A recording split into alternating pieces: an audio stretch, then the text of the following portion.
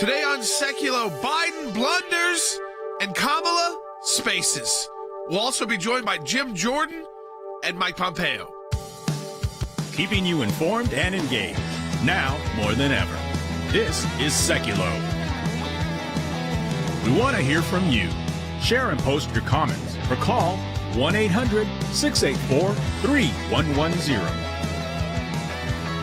And now your host, Jordan Sekulow.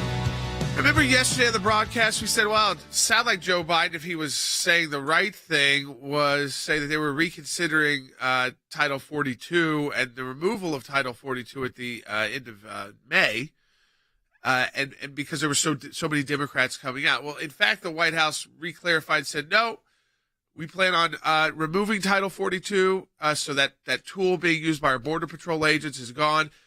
The president just misspoke. He was actually referring to the mask mandates case. Now, I want you to listen because he references Title 42, and I have this question to ask about President Biden. Does he even know what Title 42 is? Because, when you listen to this, it's very specific to a legal case, and there's legal cases both in the mask mandate. There's legal cases in Title 42. Here he goes. Delaying lifting Title 42? No, what I'm considering is continuing to hear from well, first of all, there's going to be an appeal by the Justice Department because as a matter of principle, we want to be able to be in a position where if in fact it is strongly concluded by the scientists that we need Title 42, that we be able to do that. But there has been no decision on extending Title 42. Okay. But the White House then clarified that they have made a decision on extending Title 42. They have actually decided that they are not going to extend Title 42 and that the president was talking about the mask mandate. So he doesn't even know what he's talking about. He doesn't know what legal case. The legal case on Title 42 was brought by Arizona or Nevada and some other states about the fact that the way they were rescinding the policy, removing the policy, was violating the federal law and like Administrative Procedures Act. The case out of the mask mandate case they're appealing is whether or not the CDC has the proper authority and whether they also followed the Administrative Procedures Act. So that's, again, you got two separate cases, two very different issues. And yet what we know is that the president doesn't know what he's talking about on the issue. So it went from a day where people thought, okay, maybe they are considering or reconsidering Title 42 because there was so much Democrat pressure and attention on it. And now we know they're not. Now, we're going to be joined by Congressman Jim Jordan in the next segment of the broadcast because, again, all of this border information is very important because they've got Secretary Mayorkas from DHS, after a year of asking, finally coming to testify to the House Judiciary Committee where Congressman Jordan is the ranking member. He's going to be joining us in the next segment of the broadcast. So you want to share this out with your friends and family. If you're watching on Facebook, maybe join us over at Rumble. But definitely share it with your friends and family on YouTube, on Facebook, on Rumble. And if you're watching the broadcast, so we've got Jim Jordan coming up right away. And then, you had Kamala Harris with the vice president. This is earlier in the week on space. And now her chief of staff is quitting. Take a listen. Space is exciting. It spurs our imaginations, and it forces us to ask big questions. Space, it affects us all, and it connects us all. Okay, that was not a speech to kindergartners.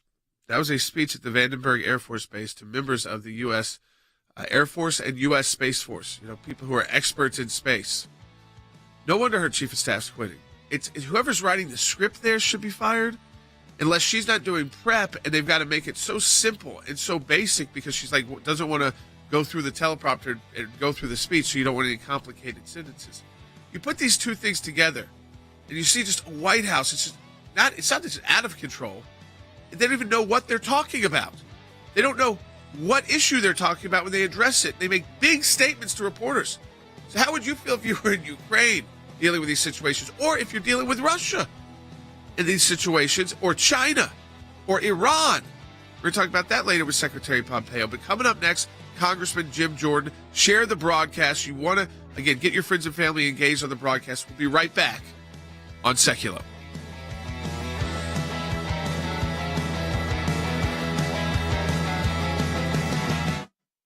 We are planning and preparing for the end of Title 42 enforcement on May 23rd.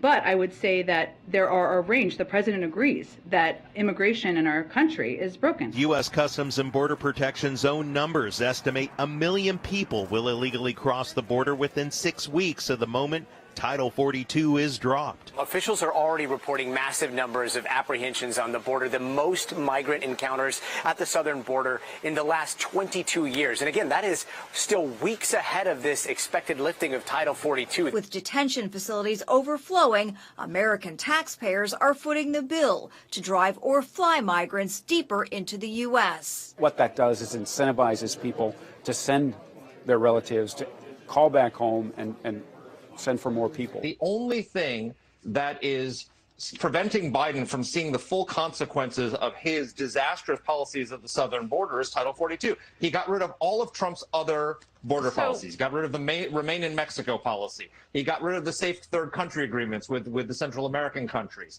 He's effectively stopped deportation. All that's left is Title 42 between us and open borders, and then he'd have to really face the consequences. Think about how bad it is for the third of the women that are sexually assaulted coming up through our southern border. What about the kids? I thought the Democrats cared about the kids. How many more 2 and 3, 4, 5-year-old kids do we have to see just sent by themselves up through our southern border? So every one process here is in effect given de facto amnesty. So the numbers are going to remain high, and Border Patrol is not going to be able to do their job. And with respect to stopping criminals and this massive fentanyl opioid crisis that we're undergoing, they're not able to address that because they're merely processing migrants that were encouraged here by this administration.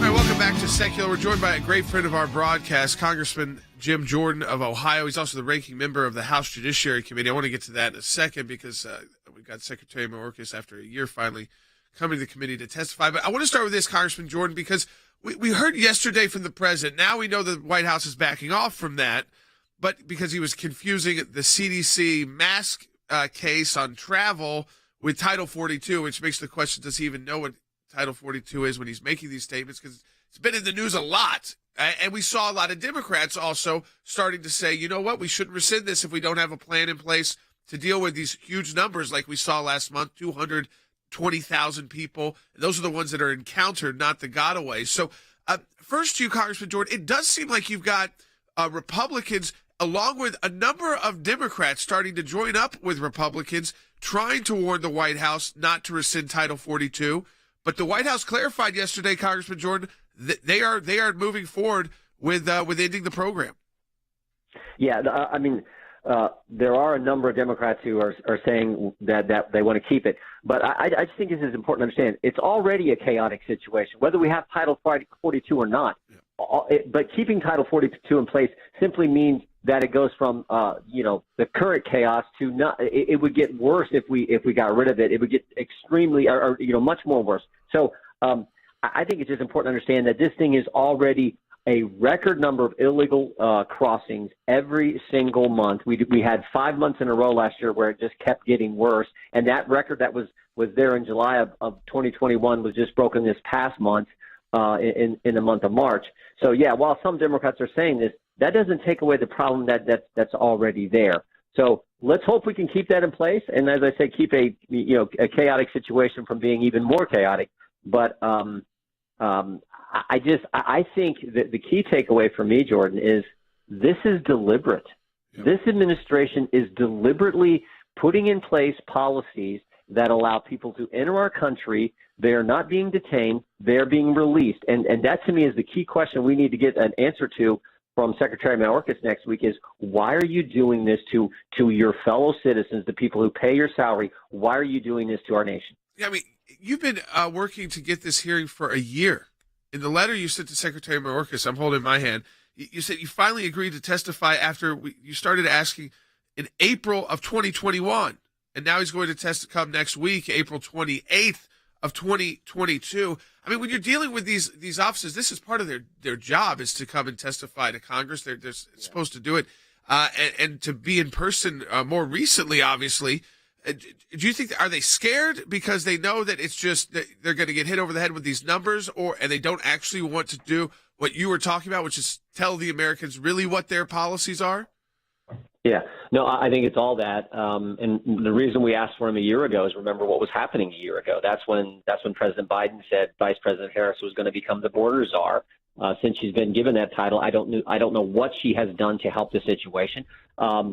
Remember, a year ago, March was the highest month on record, March of 2021, for illegal immigrant encounters at our border until the month of April of 2021. And then April was the highest month until May, and then May was the highest month until June, and June was the highest month until July, when it was 213,000 illegal immigrants at our border. And then in August, it dropped all the way down to 209,000. So the reason we wanted him is that we've never seen this in the history of our country. And like I just said, this past month, we surpassed those numbers from a year ago that were record after record after record. Yep. So this is how, and the only rational conclusion any person could reach is this is deliberate. They are deliberately doing this to our country. And that's what I think we need to understand. It's not about, we need more agents or we need more this. But sure, we would if we were actually enforcing and securing the border. There is no enforcement. It is, they're encountered. Oh, here you go. Go into the country. Go wherever you want. Here's your cell phone, and hopefully you'll show up when we're supposed to have some kind of hearing. Well, that is not enforcement whatsoever. That's just letting people in the country. And these are the kind of questions we're going to have for the secretary. But the fundamental question I keep coming back to is, why are you doing this? Is the left-wing agenda so much more important than any type of enforcement and doing what your fellow citizens who pay your salary and the law requires you to do?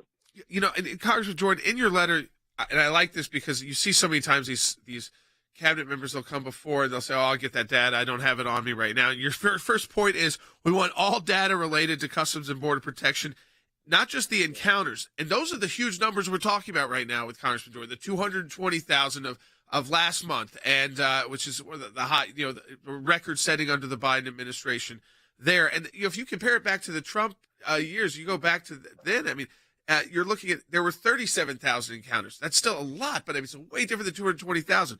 But you also say we want the numbers on the gotaways, at least the estimates of what they're thinking, because that's a whole different issue, Congressman Jordan, because the encounters are one thing. It's also, if you got 220,000 people being encountered, I mean, how many people are just going right through without any kind of encounter that they can maybe estimate on, but really don't ever have a contact with?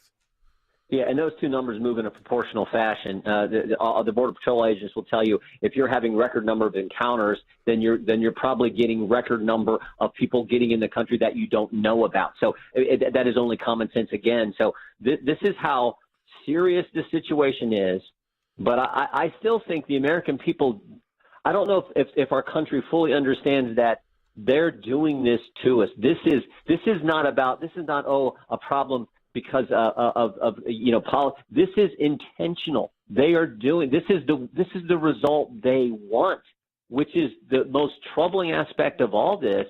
Is the left, which now controls the Democrat Party, which runs the Biden administration, this is what they want for our country.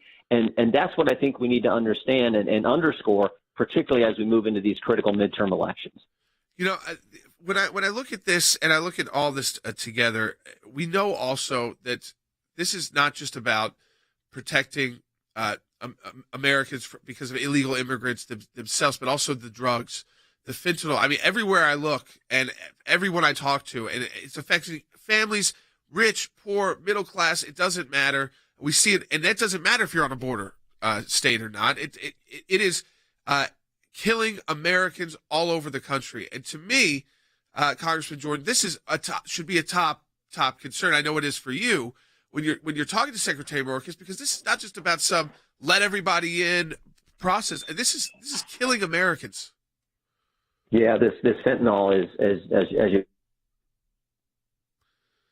Looks like we may have lost Congressman Jordan there. Well, yeah, I'm sorry. I think I lost you there for this. This fentanyl, you're right, is so bad. What it's done to families, what the impact it's had, and it's coming in, as you point out, in just record amounts from China to the cartels into our country. And when you have a border this porous, this open, no real enforcement, that is the other concern. And of course, there's the smuggling issue. There's what's happening to children, what's happening to women. I mean, all those concerns. So just, again, underscoring how wrong these folks are and why we want to make sure we highlight this for the American people next week in this important hearing. Yeah, my final question for you, Congressman Jordan, and I thank you for taking a stand on this, holding these administration officials to account. Not, again, keep it on. I mean, if it takes a year to get them there, getting them there. But they do seem to ignore the humanitarian issue, and they kind of paint us, the conservatives, the Republicans, as the bad folks who want to close the border, and we're the anti-human. We don't want to help these people who are in trouble economically and things like that. But in fact, they create a crisis, a humanitarian crisis at the border that affects those individuals. You talk about the sex trafficking, the human trafficking, children involved, the drug trafficking, empowering cartels, terrorist groups. They kind of ignore the humanitarian crisis that they create. Yeah, no, they sure do. They sure do, and they want to be. But this is causing so much harm to the people who. Remember, it's the cartels who are running this. These are bad people, bad guys running this business. They're the ones who are profiting off the moving of people, the moving of drugs, and the moving of drugs does so much destruction to American families. All that needs to be dealt with if we would have real enforcement on our border. We don't now. We do not have that. And again, you talk to any of the agents down there, and they will say this is exactly the situation. And I keep returning to this.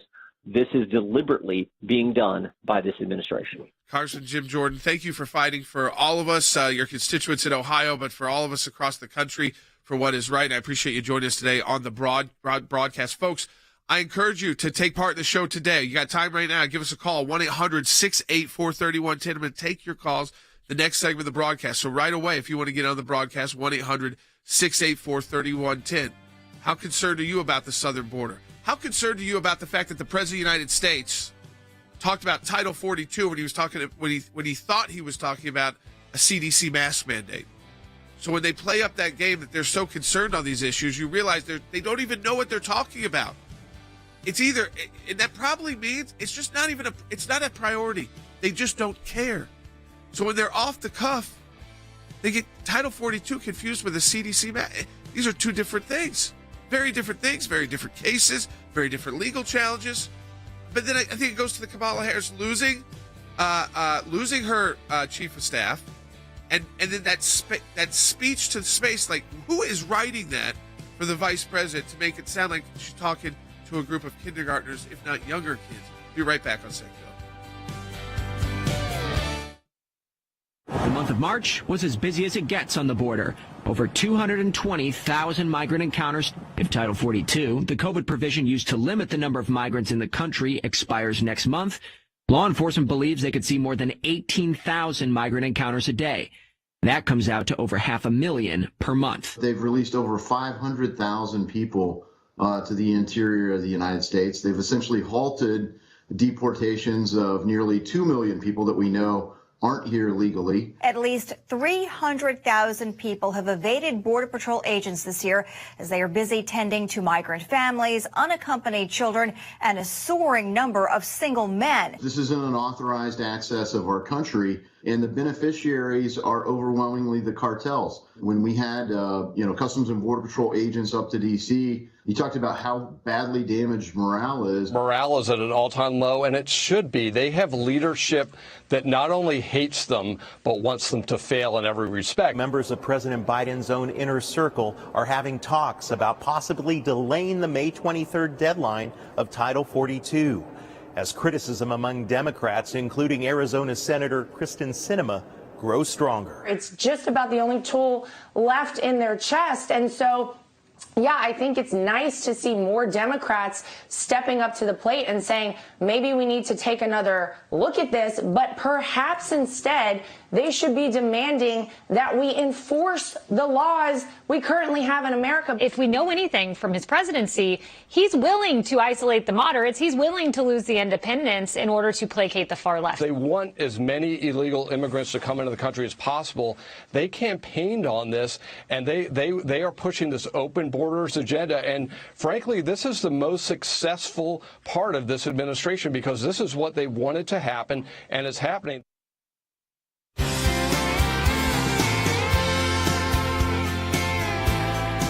All right, welcome back to Sekulow. We're going to take your phone calls too at 1-800-684-3110. Continue to share the broadcast. We've got Secretary Pompeo joining us for the second day in a row. This time, a new piece up at ACLJ.org on Iran with some brand new information about whistleblowers at the State Department. So you don't want to miss that. This is, again, not information you're going to get anywhere else. And remember when it's Secretary Pompeo, Rick Grinnell, and those newer advisors, they've been on our team for a while now, when they write content for the ACLJ website, that is exclusive to us. That's not appearing anywhere else.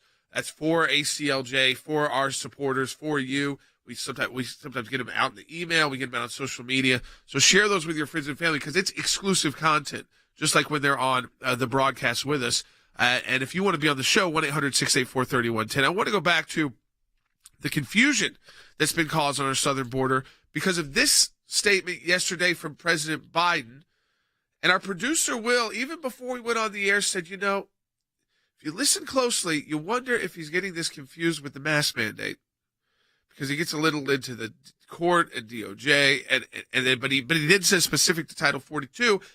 Wow, we've had all these Democrats start coming out and saying maybe slow down on letting Title 42 expire until you've got a plan. Even Raphael Warnock out of Georgia, this is a super liberal U.S. senator, saying we shouldn't do this. Now he is up for re-election, but he's a super liberal saying it. But then we learned later that our producer Will was right. President Biden had confused Title 42 with the CDC mask mandate. Here's the first statement. They gave people some opening that, hey, maybe this administration isn't just going to go haywire totally at the border. Take a listen. Are you considering delaying lifting Title 42? No, what I'm considering is continuing to hear from well, first of all, there's going to be an appeal by the Justice Department. Because as a matter of principle, we want to be able to be in a position where if, in fact, it is strongly concluded by the scientists that we need Title 42, that we be able to do that. But there has been no decision on extending Title 42. Okay. Now here's the written statement from the White House following a few hours later yesterday. Quote, This is a statement from President Biden. I don't think he probably wrote this. It's not. It seems a little too eloquent for him. I want to clarify that in comments at the conclusion of my remarks this morning, I was referring to the CDC's mask mandate. That's what they were considering to hear from the scientists and to hear from other people, but an appeal from the Department of Justice this morning. I was referring to the CDC mask mandate, and there is no Department of Justice action on Title 42. Now, there is actually a legal challenge on Title 42 from the states, so about how the federal government is trying to rewind this. But there's also, of course, a legal action on the mask mandate in travel, because we had the district court judge say that the CDC didn't have authority there because it's a cleaning authority. It's not a masking authority that the CDC has. So they're going to let Title 42 expire as of right now, even though they've got Democrats lining up in the House and the Senate from across their spectrum ideologically in the Democrat Party. Yeah, you've got some of the ones who like to claim to be more moderate, the Sinemas and Mark Kellys of the world. But when you put that with a Raphael Warnock, so you're going cross country and very different kind of Democrats, and they're all saying if you don't have another plan, we can't deal with 220,000 encounters a month. And as we talked to Congressman Jim Jordan in the previous segment, that's the people they know about. Think about all the fentanyl, drugs, human and sex trafficking. And that includes minors. Think about all of the drugs. Think about the cartels. Think about the bad actors. Jen Psaki got really smart about, we caught the 21 terrorists that we reported about in the last fiscal year at the border. Well, those are the 21 you caught. If you have 220,000 people a month coming through, there's going to be bad people utilizing that process who never got, quote, encountered by the federal government. So this is where I think it has to be very clear to everybody that we've got an administration. One, they don't ever know what they're talking about. So they let an entire day go yesterday, giving some hope that maybe they're actually being reasonable on Title 42. because they've got enough Democrats in their own party saying, be reasonable on Title 42. But they're not. And it goes back to this, too. If you're going to give a speech to the U.S. military on something as important as space, now we've seen the issue arise already with the Russians pulling out of the international space, out of that system, and maybe stranding our astronauts that are at ISS. The fact that this is very serious to our national security when it comes to space. We know the Chinese, we know the Russians, we know we are all working, and in fact, space is becoming weaponized more and more. So when you give a speech to the folks leading that charge, in our military, who are, astrophysicists and actual rocket scientists and really smart folks, this is the best you can come up with. You've got a team of writers if you're the vice president of the United States. If you're Kamala Harris, okay, you have a team of writers to put your speech on a teleprompter. And when you're addressing our armed forces, you have this opportunity to really speak to big issues and to also get into some context, though, to get into it, not to where it sounds like you're talking literally to a group of very young children. I don't even know if a kindergartner's report on space would say more than just space is big and space is important. Take a listen again. Space is exciting. It spurs our imaginations, and it forces us to ask big questions. Space, it affects us all, and it connects us all. Folks, everybody sitting there knows all these things. They're signed up to be in the U.S. Space Force or the U.S. Air Force. They understand that space is big and big questions. But they're past that point. They are trying to use space to secure the United States and to make sure we're leading. They mocked the Space Force when President Trump created it. Now when they're speaking to the Space Force, they can't even figure out what to say. I don't know if they just don't like talking to military, or she doesn't like it, or if she's not comfortable. Because really, if you were the vice president, and I'm walking off that stage after delivering that, then I'm seeing everybody playing my sound saying, this is so uninspiring, so bad, I'd be firing my speechwriters. Now, her chief of staff quit, but the way these stories are coming out is that they quit, not that they're fired. If she was really mad at her staff and it was they were putting bad content in front of her, get rid of them. You're the vice president of the United States. Get some speechwriters. Work with them. Inspire. Use these opportunities. It's just kind of sad because even if you might politically not like Vice President Harris and disagree and want to, didn't vote for, obviously, the idea is when you have they're representing the U.S. government, you don't want them to sound like a joke. You don't want them to just become something where we're all just like scratch your head going, really, this is the best they could do? I mean, just go off. I would say just go off the cuff and it would be better. But then when President Biden answers a question, he ends up confusing masks with the border. And so you can't put any weight into what any of them say. So how are you going to negotiate with Iran? How are you going to negotiate with Russia? Or deal with the situation in Ukraine when you can't even get through a question and answer or just a basic speech with a teleprompter? 1-800-684-3110 to join us on air. Mike Pompeo is joining us in the second half hour. Support the work of the ACLJ if you can. Donate today, aclj.org. We'll be right back.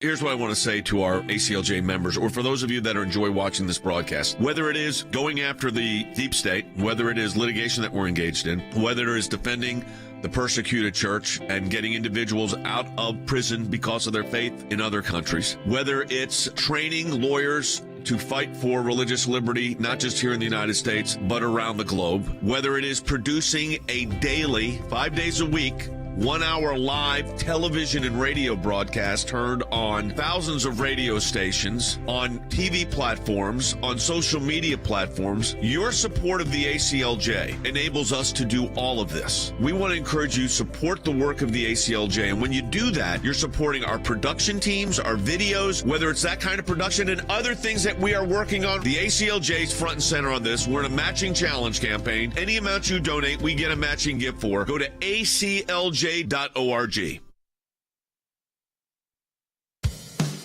Keeping you informed and engaged. Now more than ever. This is Sekulow. And now your host, Jordan Sekulow. Hey, welcome back to Sekulow. Folks, we are taking your phone calls too at 1-800-684-3110. You got time to be on the broadcast. Secretary Pompeo going to be joining us in the final segment of the broadcast. So I've got time to get to your phone calls, whether it's on the border, Title 42, the vice president's remarks. This idea is just, they're so uninspiring, or they are misleading. So uninspiring when it comes to space. And then when you go to President Biden yesterday, misleading his own party. A lot of members of his own party who would hope that they were reconsidering Title 42 and taking people's insight. But no, he got that confused with the mask mandate. How? It's a very specific thing, Title 42. And it's very different than the mask mandate for planes, trains, and some other travel that the federal government has oversight over.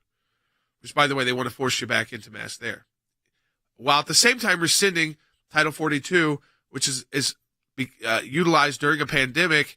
It's just how do you make that argument in court? That there's no pandemic at the border, but there is a pandemic for Americans on airplanes with the best ventilation and filtration systems that exist anywhere is when you're on the plane. But again, I want to take your phone calls. 1-800-684-3110. Chris is calling in from California on line 1. Hey, Chris, welcome to Sekulow. Hello. What exactly is Mexico doing to hinder the illegal border crossings? Well, here's the issue. Initially, the Biden administration came in, and this is something that Congressman Jordan is going to be asking Secretary Mayorkas next week about, is that when they came in, remember there was the Remain in Mexico policy, which is the migrant protection protocols. So we had negotiated with the government of Mexico to help us so that people weren't just flooding the border and trying to cross illegally into the United States, but that they would actually hold people back, and you would wait in Mexico until you had an opportunity for a legal hearing or judicial hearing. And it was working. The number was down to 30,000 a month of encounters in March of 2020 in comparison to 220,000. But then they got rid of the policy. Okay, so they got rid of the migrant protection protocol. Then a court said, you did that wrong. You can't just end it. You've got to go through a process to remove a program like this. So until you do that, you must reinstate it. So what Congressman Jordan is going to ask next week is, has the Biden administration actually reinstated the migrant protection protocols working with Mexico? Remember President Trump was mocked about that, Chris? I mean, he was mocking him. They'll never be able to work with Mexico. Like, they'll build the wall. When in fact, what we negotiated with is exactly that. And they were actually helping us. A lot of them, these illegal migrants, so the folks who are not legitimate asylum seekers at all, they're not even coming from Mexico. They're coming from Northern Triangle countries or Latin America or other places in the world. And so Mexico does have also an interest in protecting its borders and working with the United States, obviously. It's a very important trade partner with Mexico. And so instead of mocking us, they were told they got to reinstate this policy. That we'll see the answer next week of how they actually reinstated it with Mexico. Let me go to Kathy in Kentucky on line 3. Hey, Kathy, let's hold on. We only got a minute left in this segment. I want to make sure you got time. So let's go back. When we come back from this break, we'll have time. If you want to talk to us in there, 1-800-684-3110. That's 1-800-684-3110. You know, we're at the front lines of all these battles, folks. And I encourage you to support the work of the American Center for Law and Justice. We have a matching challenge the entire month of April. That means that we've got a group of donors. They will match your donation. So if you donate $20 in this month at aclj.org, they match that $20. So that's effectively $40 for us. That's why I say you double the impact. We don't get into all those goofy things you'll see from some politicians, 7-time match, 8-time match. Ours is very straightforward. A group of donors is going to match your donation. It's $25. That means it's like $50 to us. You are the one that triggers the match by making your donation at aclj.org, supporting our work. We'll be right back.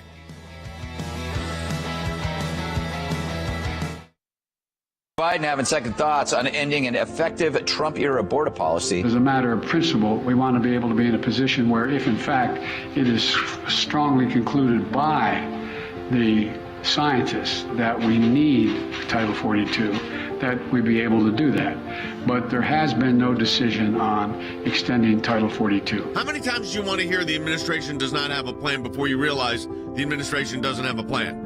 And that the problem here is going to be a humanity crisis. When you remove these Title 42 protections, Homeland Security has estimated that that's going to mean that 18,000 unlawful migrants will cross a day, 540,000 per month. The CDC was at least the agency that was tasked with Title 42 enforced by the Department of Homeland Security. But what is so concerning here is the numbers of people that will be able to get through the border with a basically welcome to the United States, come on in. It's a staggering number. Border Patrol agents are saying they can't handle 3,000. So 7,000 is ridiculous and 18,000 is unconscionable. Wes, you talk about the moral issues surrounding the border situation as well as national security. The fact that the Biden administration refuses to take this seriously, and they're not taking it seriously, and refuses to take action just on those two issues alone should raise alarm bells. It's not just Title 42. It's also the migrant protection protocols. It's Remain in Mexico. It's all of those programs, Operation Talon, that the Biden administration has walked away from. Cumulatively, Jay, what does that lead to? It leads to another surge on the border. Our lawmakers have to confront problems. They need to close the border and recognize if you don't have a border, you don't have a country. These policies are having real consequences, and we're about to see a surge in numbers that, look, no country could handle. Support the work of the ACLJ at aclj.org.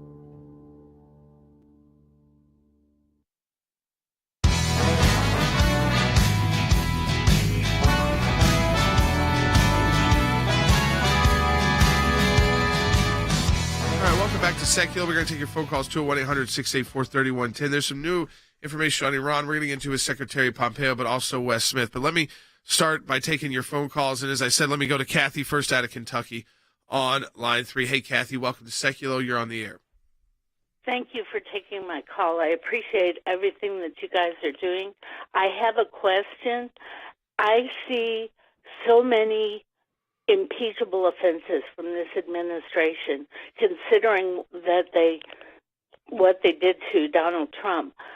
I would like to know, how can we as citizens, other than donating to to the ACLJ is very important, but is there something that we, the people, can do, can emphasize, can say explicitly to our leaders, to our Congress people, to help this situation at the border, because it's letting in all kinds of evil, I believe.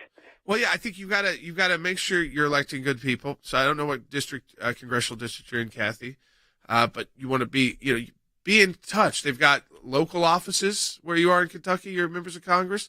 They've got their D.C. office. Make sure that they are doing what they can. Now, if there's someone who supports your position, they might be in the minority right now in the House and the Senate. That could change very soon. So I think we're going to be launching some new initiatives next month, brand new to the ACLJ, that are going to be able to engage you at even a different level. So not just the legal work, not just the policy and government affairs work we've done, but next level work into the political realm. So watch out for that announcement from us at the ACLJ, because we know there's a lot of people like you, Kathy, who say, I want to do more. I want to get more engaged. I want to get more in contact. And we're going to be, again, I'm not going to get into all of it now. We're not ready to announce it yet, but I think we're going to be ready to announce it very soon. And a lot of you out there say, how can I do more? We're going to provide tools so that you can do more. So again, it's a great way to be involved. I want to bring in Wes Smith too. Wes, and we're going to continue to take your phone calls 1-800-684-3110 because Wes, we are seeing a very interesting moment in the Iran negotiations. Russia being the lead go-between between the U.S. and Iran, but Iran not budging on taking vengeance for the killing of Soleimani, the former head of the Iranian Revolutionary Guard. Yeah, even though apparently the Biden administration has secretly offered to lift some sanctions in exchange for taking that vendetta off.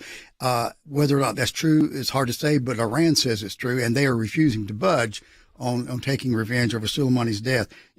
Truth is stranger than fiction, Jordan, and sometimes it's more frightening. There are several facts concerning Iran that just simply cannot be denied, and the danger cannot be overstated. For example, Iran was cheating on the JCPOA, the Iran nuclear deal, even when it was in full force. When the United States withdrew, they went Mach 3 on cheating on it. For example, they are now almost at weapons-grade enrichment of uranium. The original JCPOA, which technically they're still bound under, limited their enrichment of uranium to 3.67%. They are at 60% now. By their own declaration, 90% is weapons grade. They have ballistic missiles with which to launch weapons. They are certainly doing more research and development in that area, even though that violates United Nations restrictions.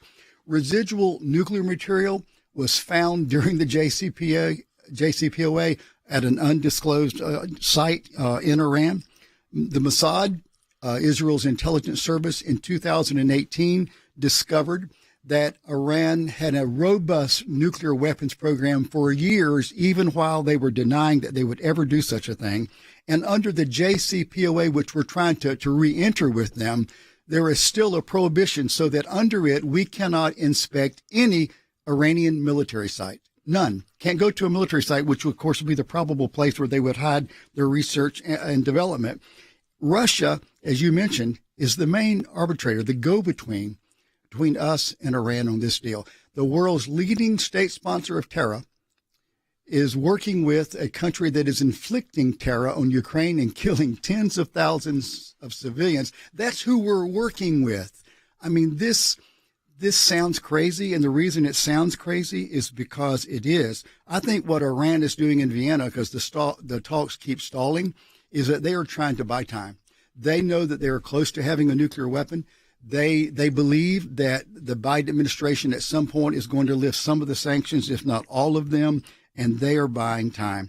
And the threat of a nuclear-armed Iran is not something that just the United States and Israel worries about. All of our Arab Gulf allies, the Arab Gulf states, those nations also worry about a nuclear-armed Iran because Iran is their declared enemy as well. I want to go back to the phone calls, 1-800-684-3110. Let me go to Bill in Wyoming next on line 4. Hey, Bill. Good day. Thanks for taking my call.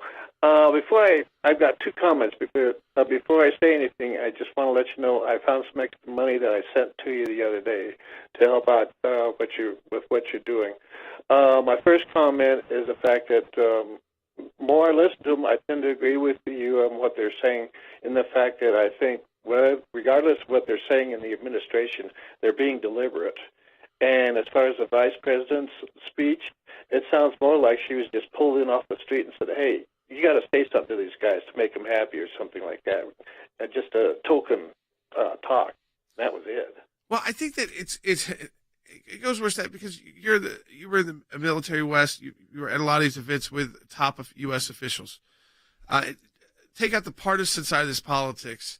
It's what's on the teleprompter. Yes, yes. The fact that that's what's on her teleprompter, if that, either her staff thinks we got to make the sentences this simple, because either she's not spending time reviewing it, she's not spending time, reviewing her speech, practicing the speech. So if she's going to be seeing this for like the first time, they better be simple sentences. Mm-hmm. Because this is pretty. It's unusual that a year in, or more than a year in now, she can't make the correction. Yeah. The staff keeps leaving, but they can't get the correction to get a good sentence together on the teleprompter. Yeah, when I listened to her make this speech in real time, I noticed almost immediately there were 2 teleprompter streams there.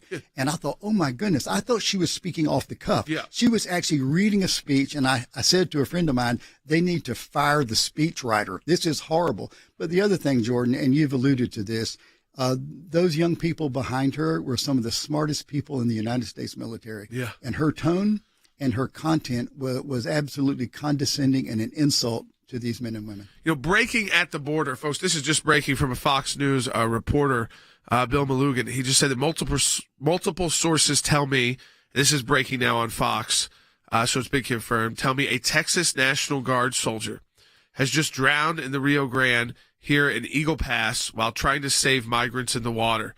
Texas DPS confirms and tells me a body has been recovered. A statement is coming out from DPS in Texas soon. There it is, an example of someone who has just lost their life in service to their state, trying to help those folks who are obviously also maybe in their life in jeopardy, crossing the border. And Wes, I think it puts on this, it puts it right into focus. The problem when you have no policy is not only do migrants get killed and Americans ultimately getting killed through the drugs and the criminals, but so do our law enforcement officials trying to help these folks who are crossing illegally because we're giving them an incentive to do so. Yeah, the thing that impresses me as we watch the chaos on the border is the professionalism and actually the compassion of our Border Patrol and the Texas National Guard who are down there. You know, God bless this soldier and his family. This is taking an emotional toll on the people of Texas, but especially on the people who are along the border that are trying to protect us and also help these illegal immigrants. It's a shame that it is happening this way. It should not be happening. Simple, acts can go in and correct the border chaos, take some stands and reinstitute some of the former policies. And a lot of this would not be happening. It appears, as we mentioned earlier this week, and I hope that I'm wrong, but it appears like this administration simply does not care about what's going on the border. You know, let me take one more call. Michelle out of California on line 2. Remember, Secretary Pompeo joining us in the next segment of the broadcast. Hey, Michelle, welcome to Sekulow. You're on the air. Thank you. So my comment is that when you can see what's going on at the border now as far as like the drugs, the human trafficking and all of that, but this whole thing is going to affect the quality of life of every American because there's not enough jobs, there's not enough housing, the stores, parks, everything. We're not set up for this.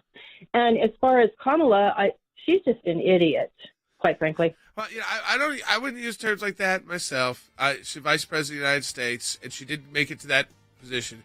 But you know what it is? The staff is not making her look good. And so it's either she's not doing the work she needs to do to prep herself, because she's got to give a lot of speeches. She got to put the work in to be able to read the teleprompter clearly. And if the best they can get on the teleprompter is like what we've got, and why you keep having these incidents, it's a staff problem on top of the elected official problem, because they're not putting the work in so that they can get out really good, strong sentences. I mean, the fact that we're even talking about that to a politician who made it to the level of Vice President of the United States is pretty absurd. We're going to be joined by Secretary Pompeo when we come back. Support the work of the ACLJ at aclj.org.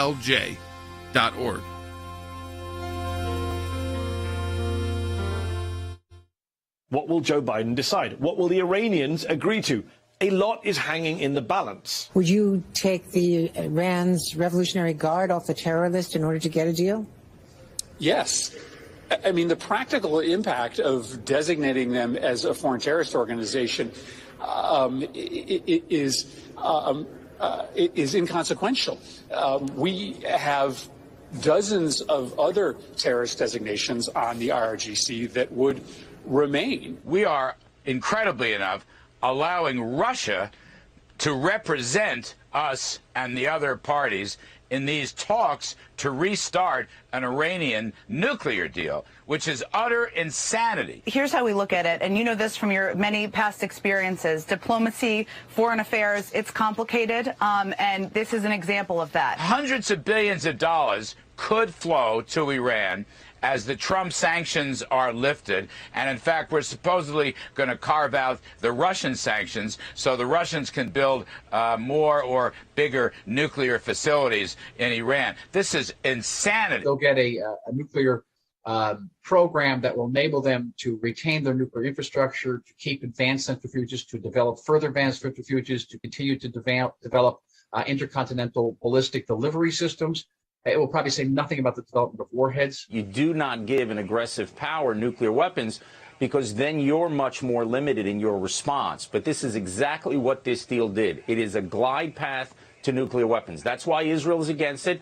That's why the Arab states, our neighbors, are against it. But what do we know? We just live in the Middle East, right? Your allies in the Middle East are telling you this is a terrible deal. Don't do it. They're not listening in Washington, unfortunately. I am certain, Chris, that this deal will put Israel and the Middle East on the path to a regional conflict.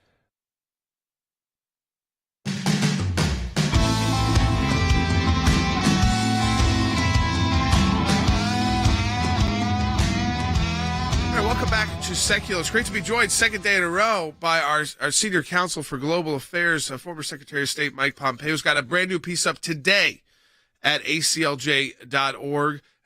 So it's right on the homepage right now. The Biden administration's Iran negotiations imperil American security. And Secretary Pompeo, you write in your new piece that despite promises during their confirmation hearings by Secretary Janet Yellen and Anthony Blinken in their confirmations that they wouldn't remove any terror-related sanctions on Iran, that there are State Department whistleblowers say that sanctions on the Iranian Central Bank are first on the chopping block to get back to the JCPOA. Those sanctions, while people might say, first of all, well, are those terror-related or not, this is how they move money around. So would that alone break the promise that they made to the American people? Jordan, it most certainly would. We all know it's just a matter of common sense that if you provide resources, think 10, think 40, think $80 billion in resources to the Ayatollah and to the IRGC, their terror operation, that they will use this money mostly for terror. Even Secretary Kerry had to admit at one point, sure, some of this money is going to go towards terror. We know that to be the case. They did, during the confirmation hearings, they were asked very clearly, tell me what you're thinking about the deal. They said, we're going to come back with a deal that is stronger and longer and better. And this deal is going to be shorter and weaker and worse. This poses so many threats to our friends and allies in Israel. It creates an enormous threat of instability in the greater Middle East as well. Think about other countries and their desire to get a nuclear weapon so that they can have one too. If the Iranians get a nuclear weapon, and it's bad for the United States of America as well. It will present risks to our soldiers, sailors, airmen, and Marines all around the world, and to American security even more broadly than that, Jordan. Yeah, I mean, we're finally starting to see, and I hope it's not just politics. Secretary Pompeo, you've been in Congress too before Secretary of State, and so yes, we're getting close to the midterm, and those Democrats that aren't retiring are getting pretty worried. But we are starting to see more and more bipartisan condemnation of even the negotiations with Iran. So we just saw 18 Democrat members of Congress signed a letter recently. Previously, the left has been pretty much in lockstep with the Biden administration, but people are starting to peel off on a number of issues. Yes, there's politics at play, but hopefully it's also because they do care about our national security. I mean, do you think it's hopefully more than just politics? For many of them, it is more than just politics. I'll give them credit for that. Senators Menendez and Cardin have all been pretty clear, even back in the day in 2015 and 2016 around the JCPOA. They knew and said they didn't think it was a good idea. They weren't willing to break. They weren't willing to vote against then President Obama or even today against President Biden on sanctions and sanctions-related issues. But they were very clear. These are pro-Israel patriots when it comes to American security issues in the Middle East. And they could see that this is a bad deal. It is crazy to think you're going to give the Iranians money at the very same moment that the Iranians and the Russians are cozying up to each other in Ukraine. This money will flow, Jordan. It'll go from the Iranians to weapon systems in Russia that'll kill Ukrainians. Yeah. It's just a bad idea on so many fronts. It is incomprehensible to me to think this administration is going to rejoin it. And I pray that they will return to what we know will deter Iran. That is a strong pro-sanctions, hardline effort to prevent Iran from getting the money it needs to inflict terror around the world. I think I was putting it that way too, Secretary Pompeo. Explaining that by opening this up for Iran and flowing into Russia, then that again to kill innocent Ukrainians. And the idea that the American people have been so outraged by this, they want to support Ukraine however they can, and yet the administration doing other backdoor, moves if they could, they would that would again continue to encourage these countries. Well, it continues to fund their war machine, and that is again, I think that why people have got to think about it three-dimensionally, and not just Iran, U.S., not just Russia, U.S., not just China, U.S., but how all of it works together. And you mentioned this a little bit earlier, but I want to get into a little bit more because you talk about it too in your piece that's up at ACLJ.org, the proxies of Iran stepping up and starting to really cause more issues for our friends in the Gulf states who have moved forward with those Abraham Accords even without the Biden administration's full-on support and are trying to still implement those, work with Israel on implementing those. But you mentioned too that if Iran gets that weapon, a lot of those friends are going to say, "Hey, we need one too to protect ourselves." Jordan, the Iranians have used these proxy forces to threaten so many countries in the region. Think about Hamas threatening Israel from the Gaza Strip. Think about Hezbollah dominating Lebanon. Think about the Houthis in Yemen firing missiles, Iranian missiles, into Saudi Arabia, now into the United Arab Emirates. These are nations that have all been working towards building out a more stable, prosperous Middle East. Some of them signed the Abraham Accords to commit to that. And when they see America cozying up to the Iranians, cozying up to the Ayatollah, permitting the Iranians to have a clear pathway to a nuclear weapon, they're going to have less confidence in American leadership and our willingness to help them defend themselves. And they're going to feel like they need to go arm themselves in a way that can actually push back against a nuclear-powered or a nuclear-capable Iran. It is really escalatory. It is really dangerous, and it risks unwinding the central understandings that we were successful putting in place over our 4 years, which made the region more stable. And, Jordan, the most important thing about that is it makes the economy more stable here at home, but most importantly, it keeps our kids, our military, our young kids from having to be potentially put in really, really dangerous places to go fight wars there. We want to get out of that. We desperately wanted to stop the wars that we were already in.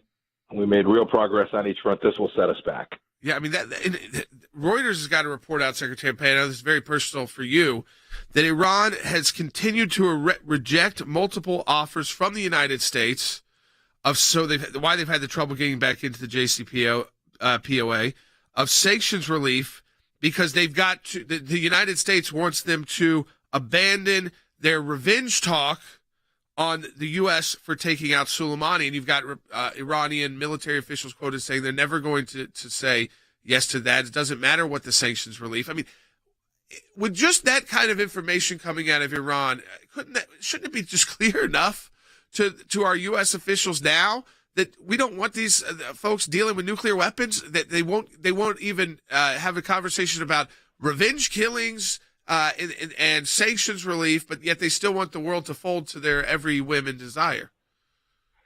Well, Jordan, I do have a particular personal dog in that fight, but more broadly, it is absolutely the case that the Iranians have for a long time tried to conduct terror campaigns all around the world, including tried to blow up a restaurant right in Washington, D.C. We can't trust them. They shouldn't have resources and money. Secretary Pompeo, let me thank you for joining us today, and let me encourage folks to check out your piece up at ACLJ.org. It's brand new. It says, Pompeo, the Biden administration's Iran negotiations imperil American security. It's great to have you both yesterday and today on the broadcast, Secretary Pompeo. Let me encourage you folks, this final minute of the broadcast today, we are able to bring this team together for you at the ACLJ. All the work that we do, the cases that we do that we talk about on here, some of the cases that we do that we don't even have time to get to on the broadcast because of the news we want to cover and information we want to get to you with the expert team that we've got to analyze it. Again, it's because of your support for the ACLJ. It's why we have Secretary Pompeo on our team. It's why we have Rick Grinnell on our team. It's why we have this broadcast. It's why we have the team behind the broadcast. It's why we have the attorneys that we do, the government affairs team.